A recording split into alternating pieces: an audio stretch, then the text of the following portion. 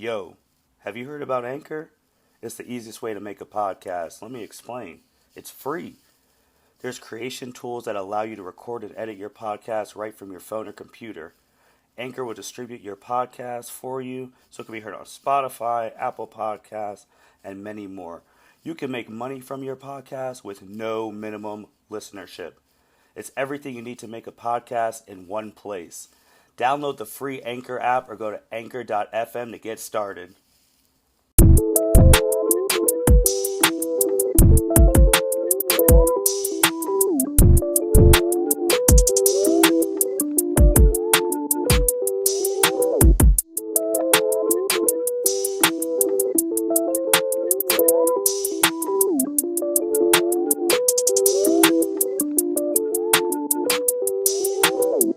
Welcome, everyone, to the L7C podcast, Dragon Ball edition. Today, we are going to be talking about Dragon Ball Super manga chapter number 76, titled The Fate of the Saiyans. And we have our Dragon Ball expert with us, Mitch Oso. How are you doing today, sir? Doing fantastic, as always. How about yourself? I'm doing well, man. Thank you for asking.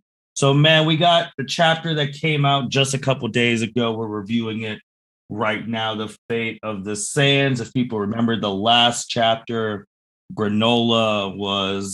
awakened his second eye, and Vegeta was on the ground, and we're picking up right from there. So, Mitch, you want to tell everyone what happened in this chapter, and then we're going to dive right in and talk about it. Yep. So, chapter is still pretty action-packed. So it starts off, first panel, shows some of the ruins of Granola's hometown, is how I'll phrase it there. Vegeta is kind of getting smacked around, and Granolah is just relentlessly blasting him with a whole bunch of ki blasts. And as Vegeta is taking all these hits, in the previous chapter, he would get these hits, from Granolah, and it would make him stronger. Well, now with Granola's increased power from, as Martin had mentioned, his second eye being activated, whatever that actually means, Granolah asks Vegeta, "What's wrong? My attacks aren't invigorating you anymore." Just mocking Vegeta. Vegeta says, "Curse you," and Granolah he's just blasting the hell out of Vegeta. And as Vegeta's rolling away, Granolah teleports behind him and stops Vegeta's rolling by putting his foot up to his head. And then they have just a little bit of dialogue. And Granolah says, "The universe is proving me right, since fate has clearly decided that Saiyans are doomed to die." And Vegeta grabs Granolah by his ankle, the one that was against his foot, that was up against his head. And basically Vegeta's like, I determine my own fate. And Granolah is about to, he punches Vegeta and to get rid of his grip on him. And then he's about to, punch him again, and probably be the punch that knocks Vegeta out cold. And then out of nowhere, Goku appears, punches Granolah off of Vegeta, and as they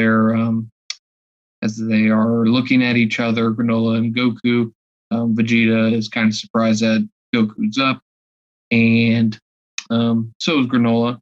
He can't believe that Goku is standing after his beating, and Goku says to Vegeta that he's going to take over from here. And Vegeta is having none of this. Vegeta gets up and kicks Goku to the side. Goku hits into what appears to be some sort of barrel, maybe that contained water or something like that. Granolah is surprised that Vegeta would, turn on Goku, but he doesn't know Vegeta at all. So this doesn't surprise us. It only surprises him. And Goku says, basically, "What's your problem?" Vegeta says, "I want to do this myself." Goku goes back to saying, "You're going back to your old ways. about being like, doing it all by herself. And Vegeta says, well, that's just me, essentially. And so Granolah takes this opportunity while they're talking to charge Vegeta, trying to hit one of his vital points in his stomach, as he constantly tries to do. Goku, noticing this while Vegeta is unaware, but he catches on at the last second. But Goku, like, key pushes Vegeta out of the way, even though Goku's like 10 yards away. And Vegeta goes flying into a little brick shelter, and he's just kind of sitting there. Granolah, kind of surprised yet again that Goku, just what Goku's doing. He's just surprised that Goku is kind of figuring him out. And Goku makes a remark that he understands his whole targeting the vitals thing, and it's not going to work anymore. Granolah says that he's calling his bluff, and he starts laughing. And Granolah teleports directly behind Goku, and Goku knows this is happening. And it appears that Granolah gets a shot on Goku right on the back of his neck. Goku falls face first into a puddle of water, and Granolah turns his back to Goku to go back to Vegeta, so that their fight can continue.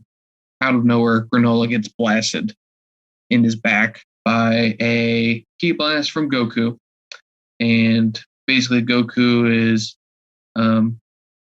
he's using ki to kind of block those. Well, he's using ki to move his vitals out of the way of Granolah's attacks at the last second, because Goku says that there's a smallest pause between Granolah locking onto the vital and then the actual action to attack that vital. So that's what we used to always talk about, in the sense of, trying to master Ultra Instinct, separating your mind from, like, your body has to act on its own. Your extremities have to act as if they have their own mind. So that's just kind of a connection as to, Granolah does not have Ultra Instinct, if anyone asked about that one. But Goku, he admitted that he can't completely dodge the attacks, and they sure hurt as hell. And Granolah and him just keep talking, blah blah blah. And Granolah says that your technique is impressive, but it's defense. You're not going to win like that. And Goku says, yeah, that could be a problem. So Vegeta gets up, sees that Granolah and Goku are fighting again, and Goku gets knocked down to the ground close to Vegeta. Vegeta says that it's his turn. He wants to do this alone, and Vegeta asks, like, please, just let me do this, because Granolah just gained his power. He's reaching his limit. He won't last longer, and that'll be Vegeta's opening. Goku says, I'm okay, or says, fine, just don't die. And Vegeta walks on. Vegeta charges Granolah, and they have some dialogue, and Vegeta goes to Ultra Ego. Granolah completely surprised that he is back to Ultra Ego, thinking that, Vegeta's already reached his limit. And as Vegeta said, as I explained, this power is unbounded and it has no limits. And then he does a blast towards Granolah, charges him, hits him right in the face, and he sends Granolah flying into one of the Ceruleans or Sugarians. That's the people, the population, the civilization that occupies the planet. And they're in like a domed like city, like a glass domed city. Well, Granolah smashes onto the glass dome, and Vegeta though was just right behind him, and he smashes or just kicks him right in the gut through the glass dome. Now they're in the middle of the streets. Granolah pleads with Vegeta that he doesn't want to fight him there with all of the people, innocent civilians. Vegeta kind of makes a remark that he thought that Granolah didn't care about anything, and so they're fighting a little bit. And Granolah's like, "No, not here." Vegeta goes on to bite Granolah's arm whenever he tries to punch him. Kind of funny. And this part was actually kind of sweet though. In retaliation to that bite, Granolah tosses Vegeta right onto the ground, and um, Vegeta makes a joke to Granolah that can't quite use those precision rapid fire moves here, can you? The ones that he was doing earlier or whatnot. And Granolah appears right in front, like standing over top of Vegeta with his feet holding down Vegeta's arms, and he has his fingers locked and loaded, pointing right at Vegeta's face, and he says, "At this range, the city will be fine." And Vegeta's like, it shows a panel, and Vegeta's like, "Oh fuck," right?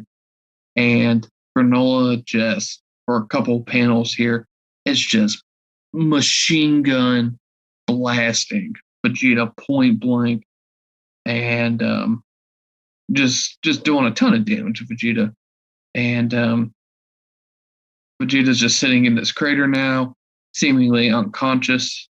And Granolah he's getting to his limit now. So in the previous panels, it showed, his second eye was, activated, but now he opens his eye and it's only his right eye that is activated, the one that's always been how it is. The left one is, back to normal now. So he's losing his stamina, right? Granolah stumbles back and he falls to the ground, and he looks over at one of the buildings that seemingly, now has a wall in it, and he sees a family, assuming a mother and her child, and just kind of cowering in what appears to be their living room. That there's a fight going on right outside, and Granolah has a flashback to when the Saiyans invaded the planet years ago, and when this chapter or when this arc first started, it showed a Granolah was having a dream, and it showed that he was running through the city as it was being decimated by the Saiyans and Frieza's force, and he ran to a church, and whenever he got into the church, he was there for a little bit, and then a Saiyan ape appeared in the hole of the roof of the church, and we had speculated that had to have been Bardock. Well, this flashback in this chapter shows Granolah as a child running to the church. He gets to the church, and his mother is there, and they they embrace each other, and they're sitting there, and it shows that apparently someone or something is approaching the church they're in, and it shows the last panel with them that they're shocked by what they see. So that was the flashback. And now going back to present day, Granolah's like looking at that family, and he says, "Oh no." And Vegeta stands up, bloodied as can be, which needs to be in the anime, by the way. It just makes this chapter better. Vegeta says, "Any grudges against us Saiyans are well deserved. Well deserved. How could I object to you destroying me here and now? However, by eradicating the Saiyans, aren't you just repeating history? You Ceruleans were never such a savage tribe, were you?" I cannot get the words out of my mouth today. And Granolah says, "That's nonsense. This planet was always a peaceful one. You people took everything from us, and I'll never move past that." And then he He key pushes Vegeta out of the city. They're out in the the prairie outside the city, and Granola's basically had it with Vegeta. So he starts powering up him, and he's putting everything he can into this last key blast that he's going to send to Vegeta. And he has the full intention of killing Vegeta, and even if it kills himself, he even makes a remark that he's going to make sure that Vegeta stays dead. He is prepared to burn away his life here, and that his revenge against Frieza will have to wait until both are in hell. Pretty intense. Vegeta's sitting there saying that he apologizes to Beerus, that he couldn't, revert back to how he used to be, that the God of Destruction power was beyond the scope of a novice like him. And Vegeta's just kind of accepting his fate that he's about to die.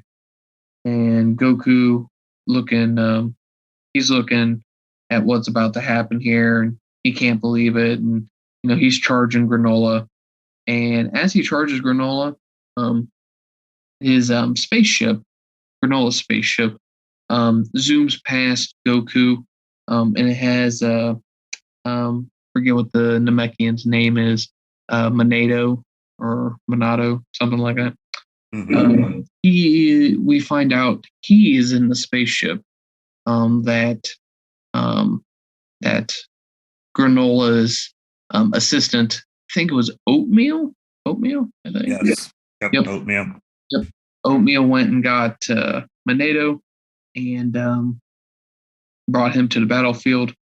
And Monado sees Goku and is shocked as he flies by, saying that man, it can't be. And then Goku's like, who's that? Well, as they get closer to Monado, Goku can't get in closer because of the intense energy. And Monado yells out the door or the window to knock it off. And Granolah is just completely surprised that Monado is there, and makes Granolah become off. Like he loses, his, I don't want to say composure, but he drops his guard. That's what I want to say. Goku takes this opportunity and shoulder checks Granolah into the ground. And he ridicules Vegeta for being stupid, and Granolah also for being stupid for just trying to kill everyone, including himself. And Granolah yells at Monado to quit meddling in my business, blah blah blah. And Goku and Vegeta, as they see Monado walk out of the ship, they're kind of in shock that Namekian is there. And Granolah pleads with Monado to leave so that he can finish this, and his nightmare can be over. And Monado says that some of his facts are incorrect, and that he has actually been that it was a lie, that he's actually stated some lies before, and that there was actually a Saiyan who didn't earn his vengeance, right? And Granolah, confused by this, asks him to understand, and Monado says to end the chapter that 40 years back, the one who actually saved us was a Saiyan named, spelling's kind of weird here, Bardock, even though Bardock is how we've all known. And Granolah is just in shock, and Goku is confused. He has one of those thought bubbles that come out, and it's a question mark. And then Vegeta just has his little thought bubble is like a realization, kind of that. But Goku completely confused. But yep, that's how the chapter ends, with Monado stating that Bardock was the savior of all of them 40 years ago. So, yeah, that's the rundown, the synopsis of this chapter. All right. Thank you. I guess let's just go with the biggest thing. So Bardock, not even just getting a name drop, being the savior that saved Granolah and them, that they saved them. I mean, this was spoiled a day before, and I remember calling you because Bardock was the number one trend on Twitter. Yep, And he was. And I, when I first clicked on it, I was like, is he trending because like someone's like, oh, Bardock should be in the next movie or something like that. But they're like, no, Bardock's spoiler is going to be meant. Well, at first we didn't know if he was going to be like in the chapter or just name drop. But they're like, oh, no, Bardock's going to be in the chapter. And I was like, again, called you and me. It's like, hey, have you checked the internet? Bardock's the number one trend right now. And people were going nuts. But I also think with that, we talked about before recording, that it also kind of spoiled the chapter a little bit, because if you didn't know that Bardock was going to get name dropped, he'd probably still be trending right now. Yep. So yeah, Bardock. Bardock is now the news of the hour here with this, and we like everyone has been talking about Bardock. Why Bardock? Was that Bardock? That had to be Bardock. Whenever when the arc started, because it showed the scar on his face, on his left cheek, if I remember correctly. So, we were wondering when Bardock would kind of play a role. Some people, I think it was even us, I believe, we thought maybe the Bardock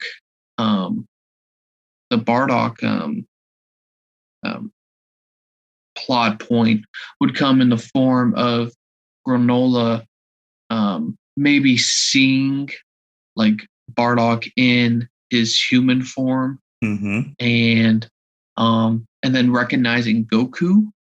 So we thought maybe that would be like a plot point, and that he would want to kill Goku because of that, and King Vegeta with Vegeta, so on and so forth. But that never came to be. So now we just have a turn that Bardock, while destroying the city, at some point is the hero. Now, I did see this on Twitter, and it's a pretty good thought. We have to wait until next chapter to see what the outcome for this is, and was there inconsistency with this chapter? And this is what it means. So, chapter 46, Monato says, 40 years ago, Bardock saved them. 40 years ago, and at the beginning of I think it was at the beginning. It was when Granolah was traveling around in space. Granolah had stated that the attack happened 50 years ago, right?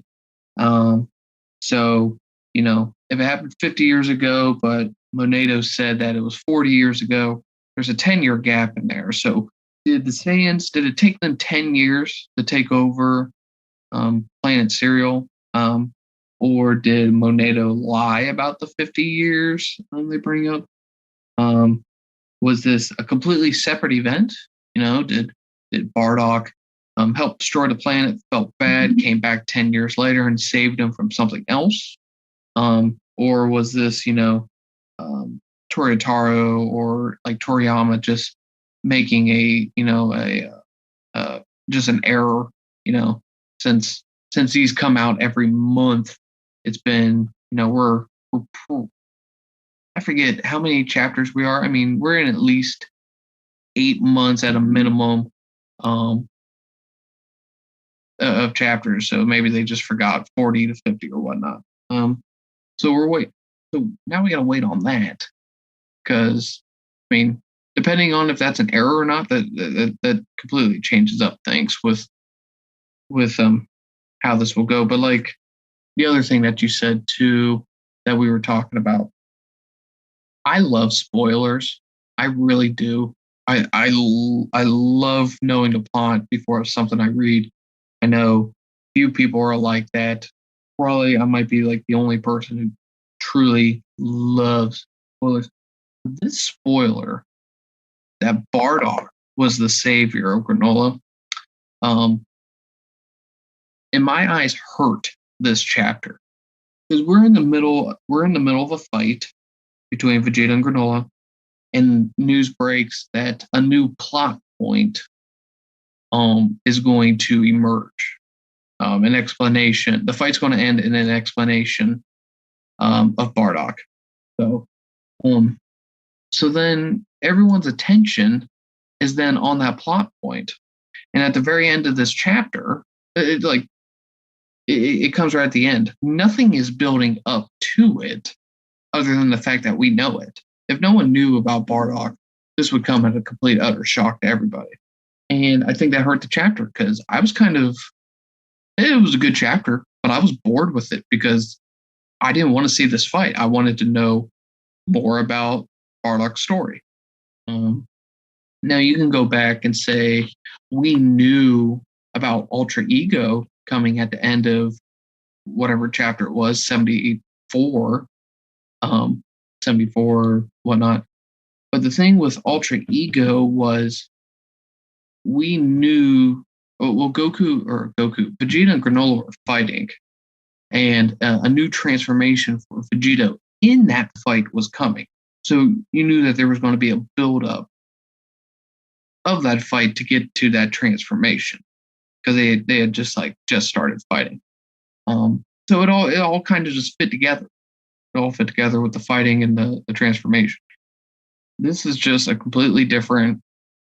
It's just a left turn and one we've been waiting for. But this chapter kind of just suffered because of the spoiler alert. So, do you agree on that? Do you have any thoughts on that? Or? No, I agree because, like you said, now this October one, people are going to be making speculation videos from now until that chapter comes out. Like I've already seen people make. The chapter just came out 2 days ago. I've seen people make three YouTube videos a piece already on this because of like how crazy this is with like Bardock being like the I guess the word that's going to end this fight into the dialogue. We knew sooner or later it was going to come to dialogue. I actually got it wrong a couple of our podcasts ago because I thought that Granolah would have saw Goku and Vegeta save one of those like Ceruleans, and then, well, not Ceruleans, the people who are living there, and that would be like, oh, Saiyans aren't all that bad, but it didn't turn out in that way. And Manedo, when he said you've got some facts wrong, sorry to say it was a lie of mine that brought you here. I'm like, what lie did you tell that made him like hate Saiyans like this? I'm curious. Like, I want to know, like, how does Granolah not know that the Saiyans were their saviors? Because, like, if we're looking, if you look at the panels in which Granolah rushes over to his mom in the church, I mean, he is old enough to speak. He is old enough to obviously remember this traumatic time. He knows, the Saiyans turn into giant apes and blah blah blah. So I'm just like, what has caused him not to know that the Saiyan? I mean, he would have to have been knocked out cold at some point for him not to know that that Bardock saved him in whatever manner. So more questions have just popped up, and it's just got to wait until October 20th now. Like it almost kind of feels like we went 2 months without a chapter now, but that's how it would be with when they only release one a month. Right. And then like I'm surprised. I don't understand how Vegeta was taking all of those hits point blank to the face and lived. It kind of it doesn't make sense. It doesn't. I mean, Goku can get blasted in the heart by Frieza's weak ass minion, and then, fall out of Super Saiyan Blue and almost die. Vegeta can get his ass beat and then just take point blank gunshots to the face that puts him in a 5-foot deep crater. Just keeps getting up. I'm just like, I mean, it was sweet though when Granolah stood on top of Vegeta's arms and blasted him in the face. It was pretty cool. It was pretty good concept, pretty good drawing, animation, or artwork too, and can't wait to see that in the anime. It reminded me of 17 and 18 in the future shooting down on future Gohan.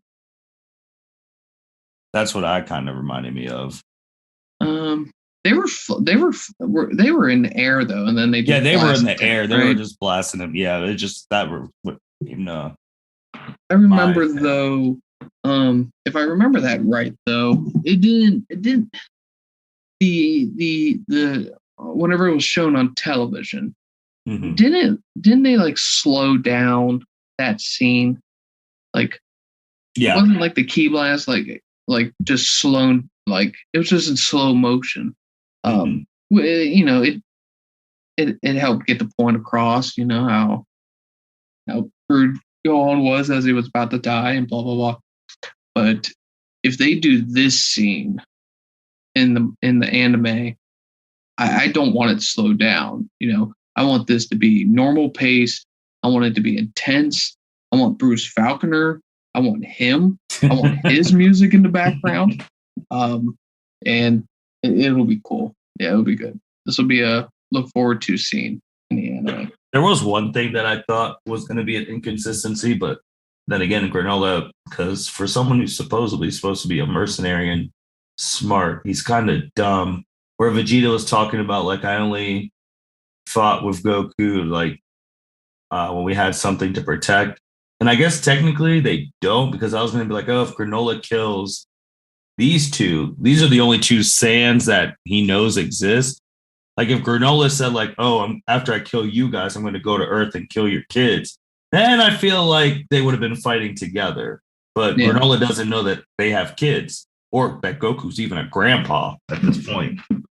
Yeah.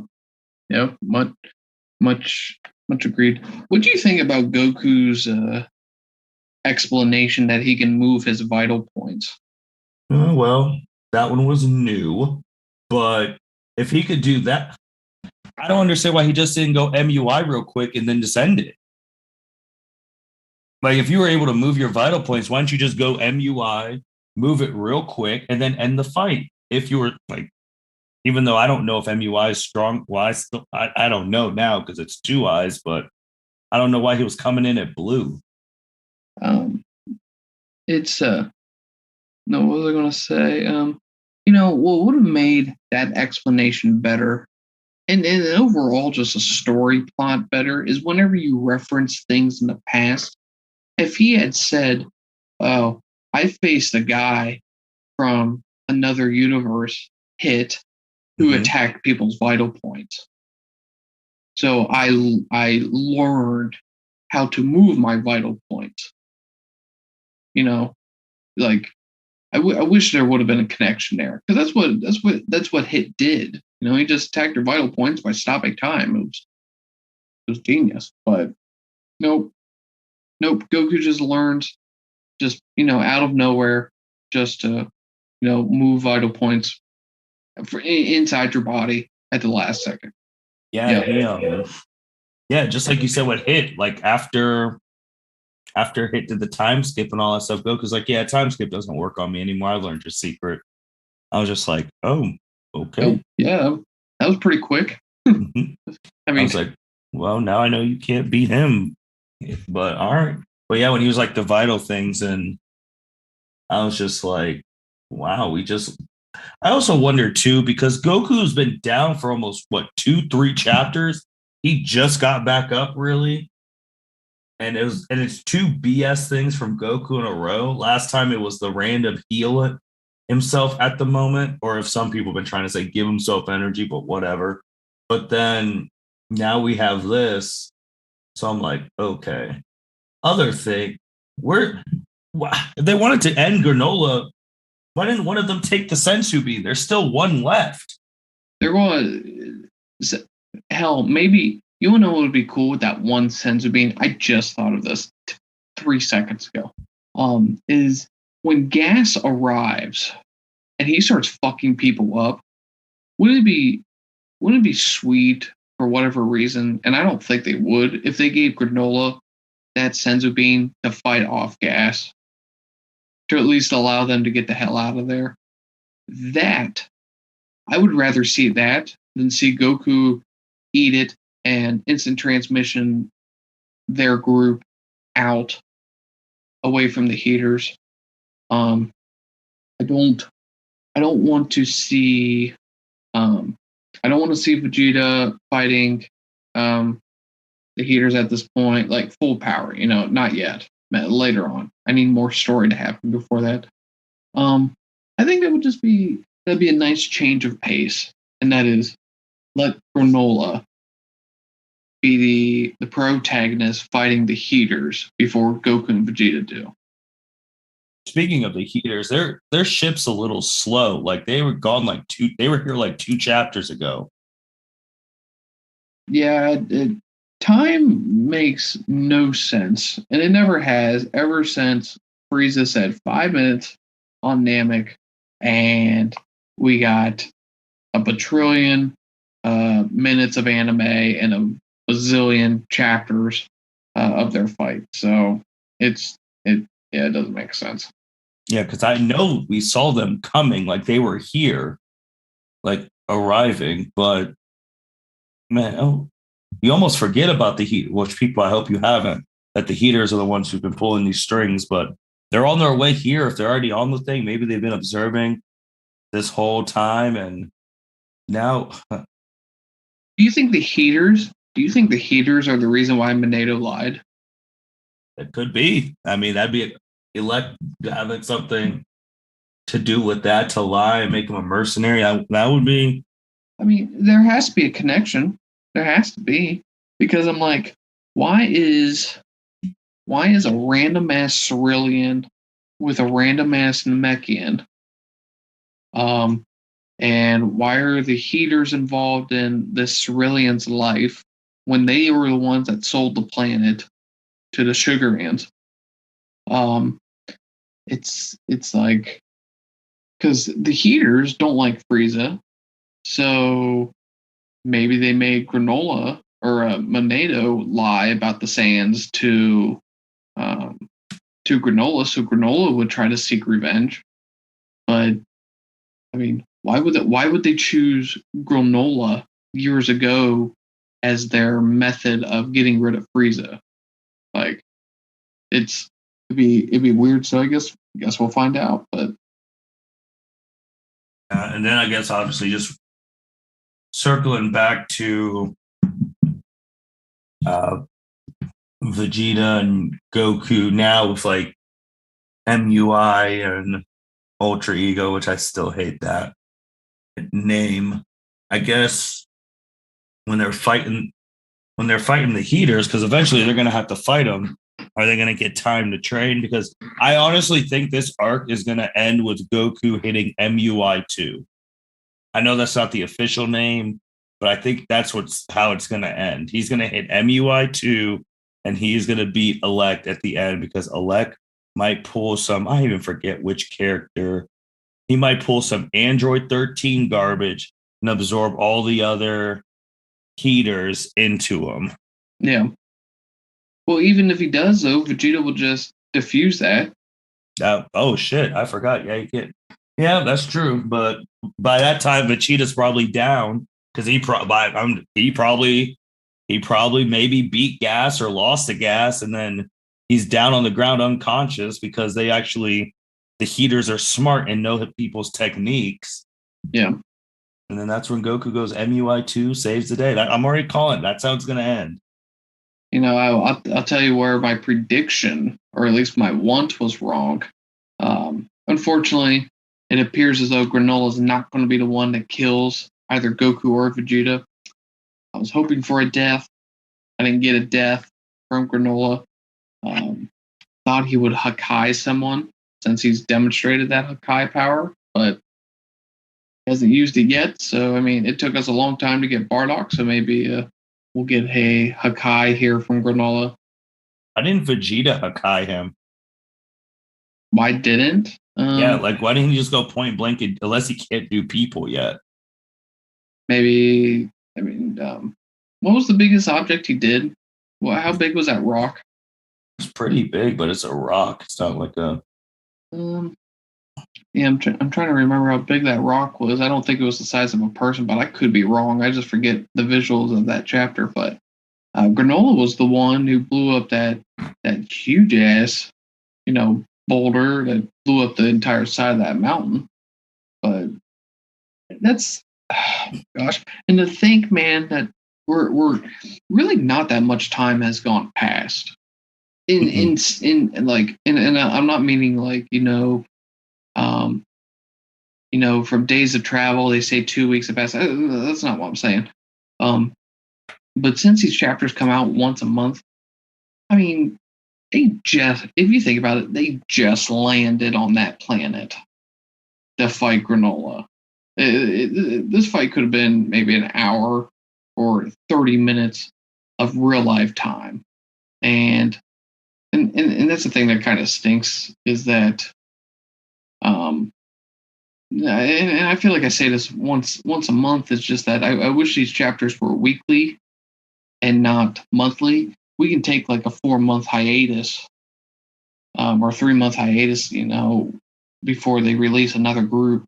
But I'm just like, it messes with the timing.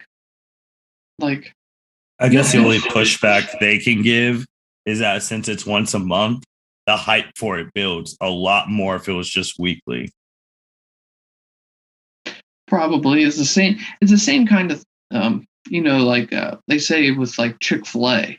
The fact that Chick-fil-A is closed on Sundays, that sticks into people's minds more.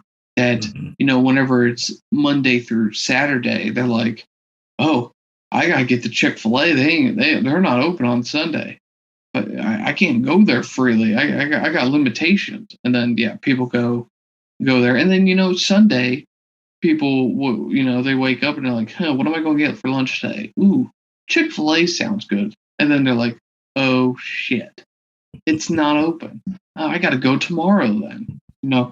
So you make a point with these chapters coming out once a month. Everyone circles the 20th on their calendar every single month. So I mean, and they get free publicity. I mean, the week before whatever the 20th or 18th is of a month, everyone is doing prediction videos, what they want, all that stuff.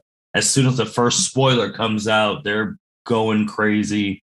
So I mean, it sucks because I've read mangas like back when Naruto was going around. It was weekly, but monthly is just, but they're 45 pages. But I would rather want weekly. But from a marketing standpoint, I get it. But man, next week we're gonna get Bardock's story in some way, shape, or form. I guess from continuity standpoint, which Bardock are they gonna be talking about?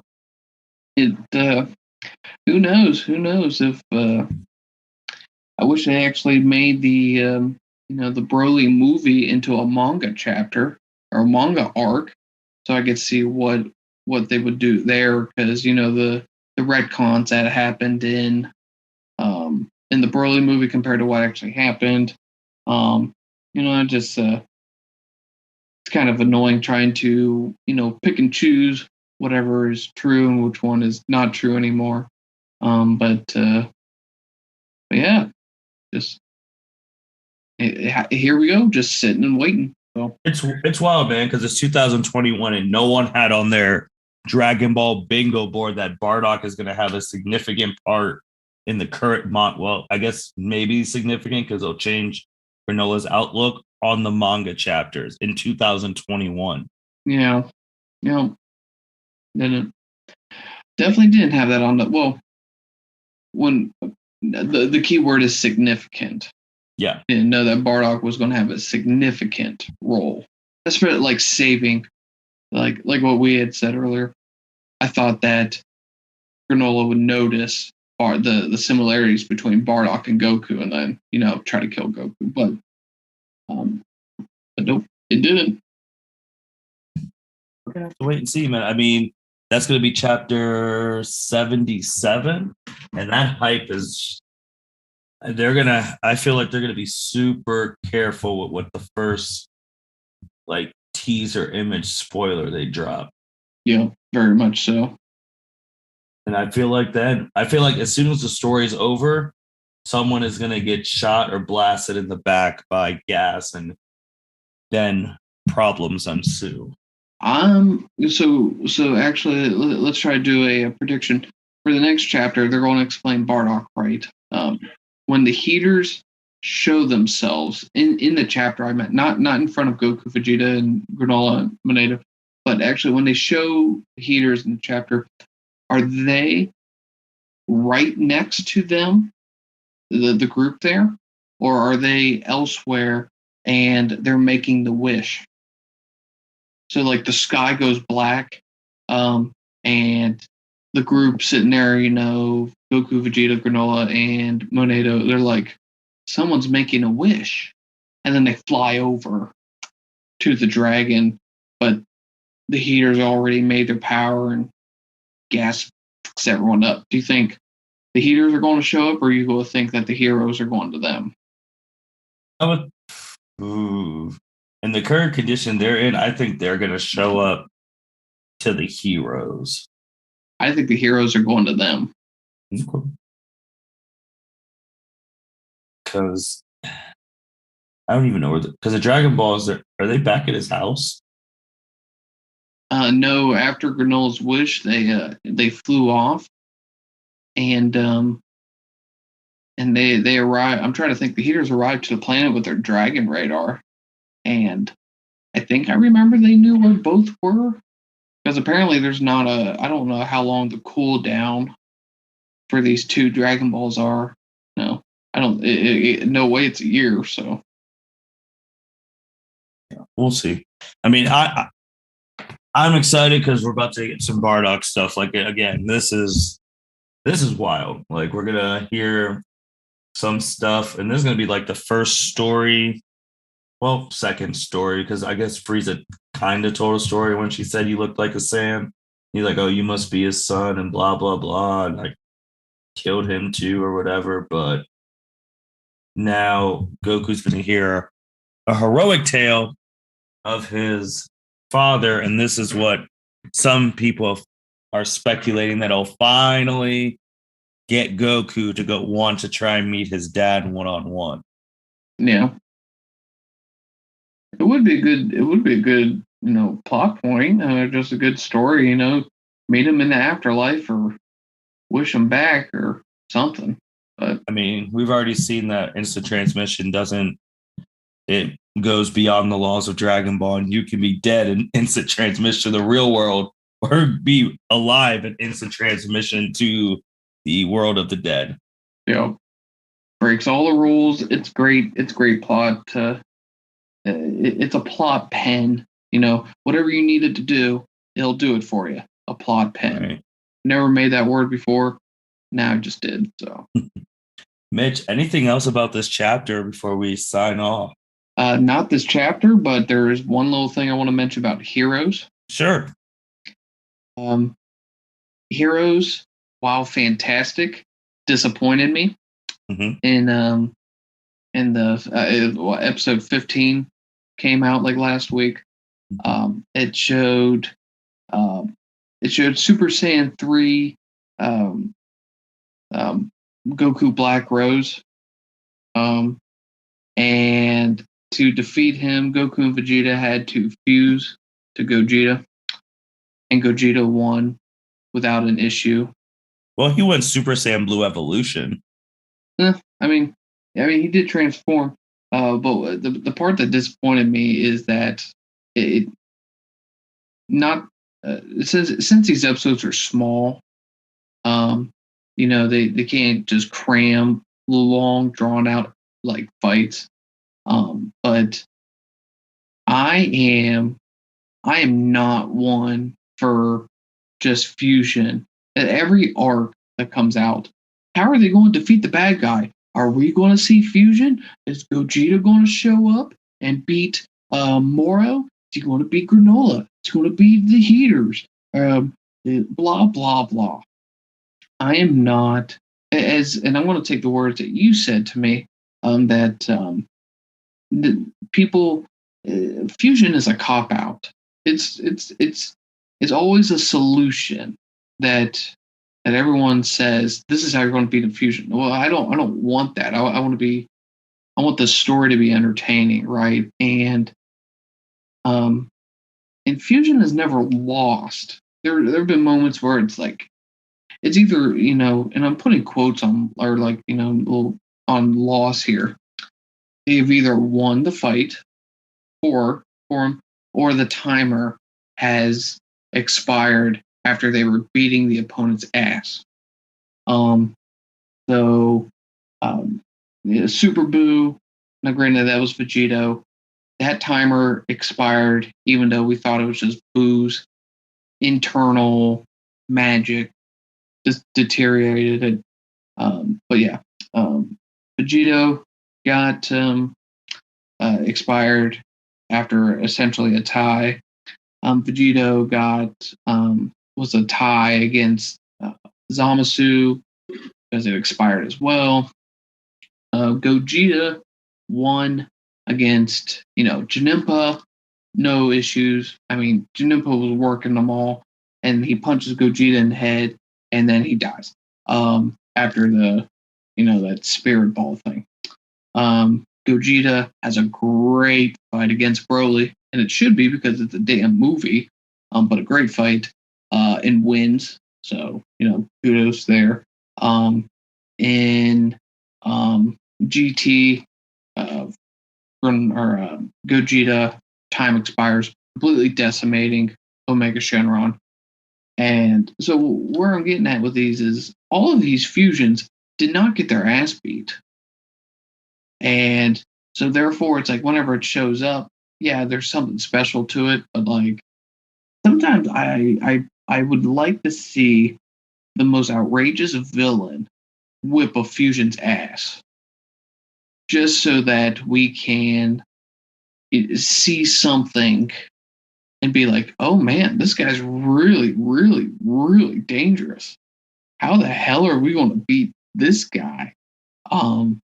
And that's what I'm waiting for, because I was wondering if Super Saiyan 3 Rose Goku Black was going to put up a fight against Gogeta Super Saiyan Blue Evolution. Unfortunately, it did not. Gogeta stomped Black so hard, he punched the mask that was on his face, and he disintegrated into nothingness again. So I am praying that at some point in the longevity that is Dragon Ball and its life in the future, that they will fuse, thinking that they are going to win, and the bad guy just pummels that fusion to the dirt. Now we get that if anyone reads the fan manga of Murno, the fallen angel of Universe 13, he has clones of himself popping into all these different kind of universes, and he's just beating the hell out of everybody, including Fusion. It's great. So maybe it'll be something that they explore later, but I'm waiting for that, and that's what I want. So, I actually find that a very interesting take from you, because how many, I guess with fusions, I don't know. I don't want, if it happens, I mean, it could be a good fight, but I want them to win, just because how many times on this podcast have we said about transformations becoming useless when they were special and then they lose? Like, that's why I'm so interested. In your take, because you yourself has called Blue trash because it never beats anyone. Now Ultra Instinct Omen is trash. MUI was. So I'm so interested in that take of yours, because those transformations, like what you just said, they have not beaten anybody.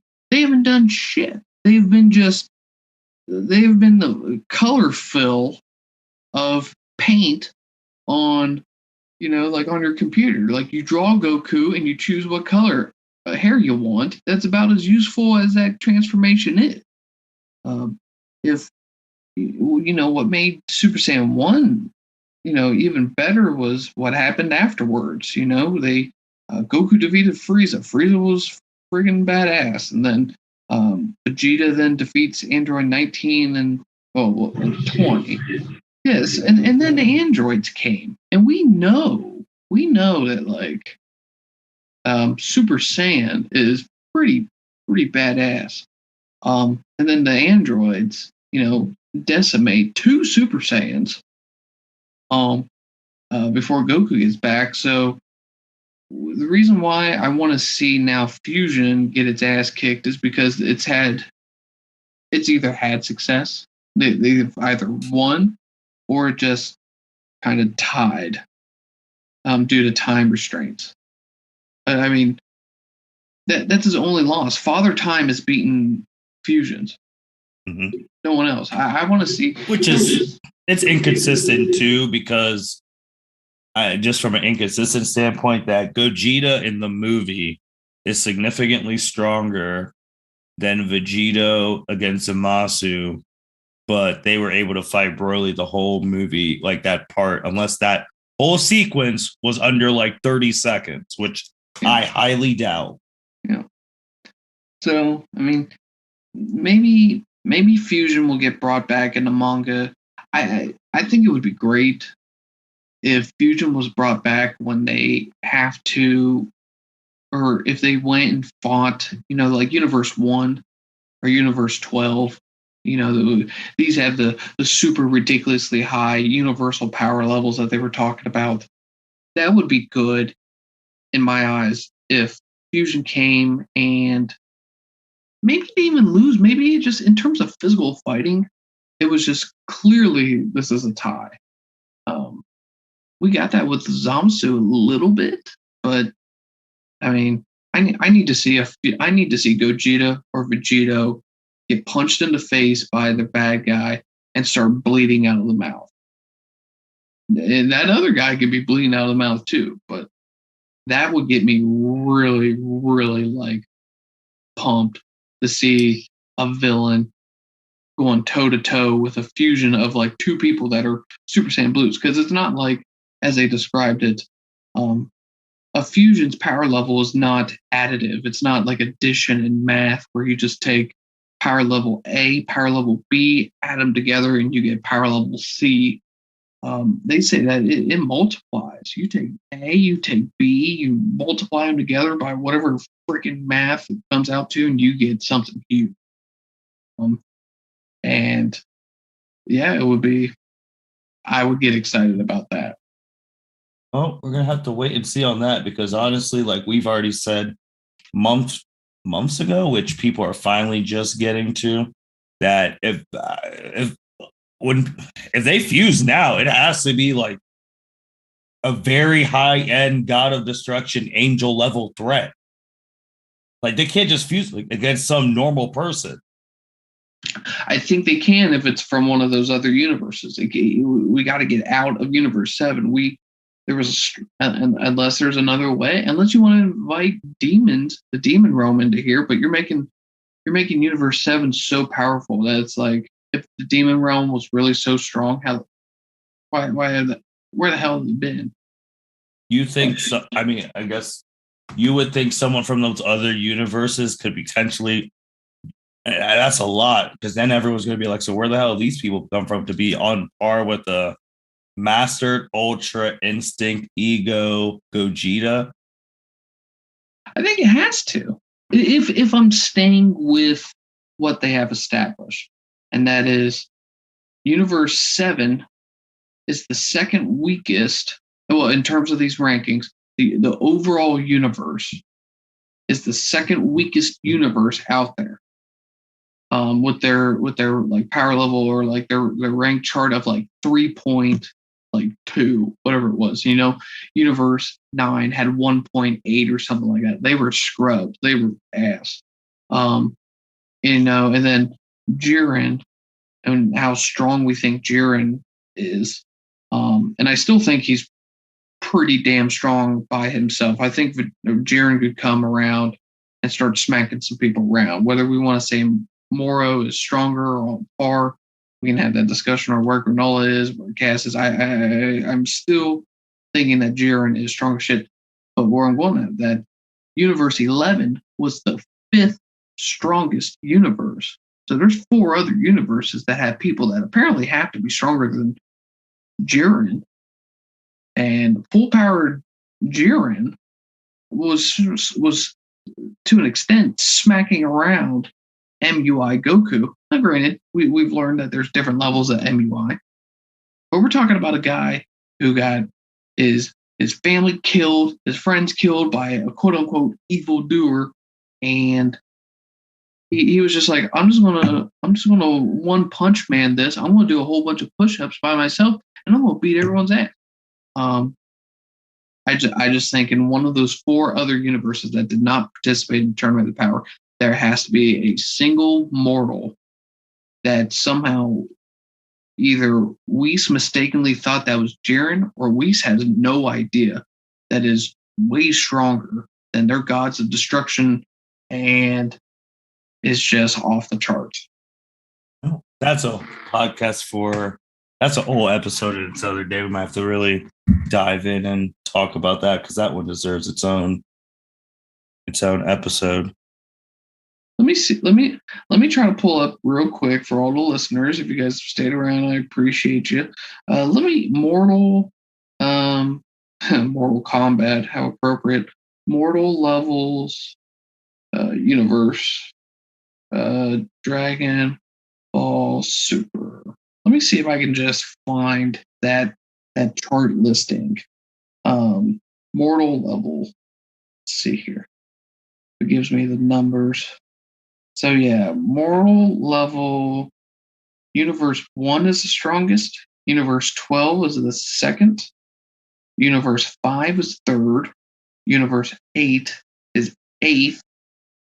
And as for the mortal levels, they said in the manga that that Universe 7, Universe 7 was a 3.18. Universe 9 was 1.86. And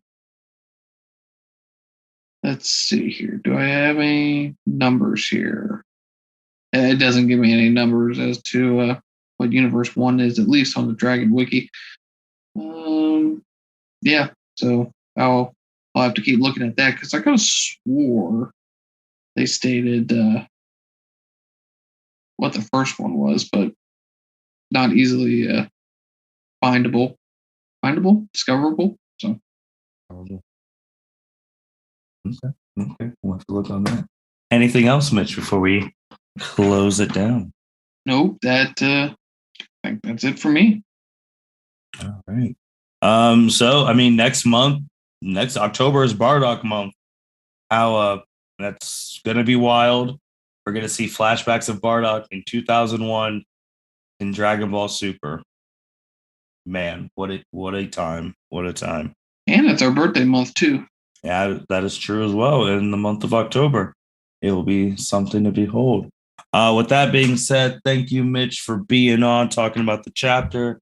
Thank you to all the listeners listening to the Dragon Ball content. It's going to be wild again to see Bardock in 2021, but we will see him, and then we'll process, review, and then go from there. And with that being, go ahead, Mitch. Were you going to say something? Oh, nope. Just sounds good. All right. Thank you, everyone, for listening to the L7C podcast. You guys take care. Thank you for listening to this episode of the L7C podcast. Be sure to like, rate, review, and subscribe to the channel. Follow us on all social media platforms, and we'll be talking to you guys soon. Take care.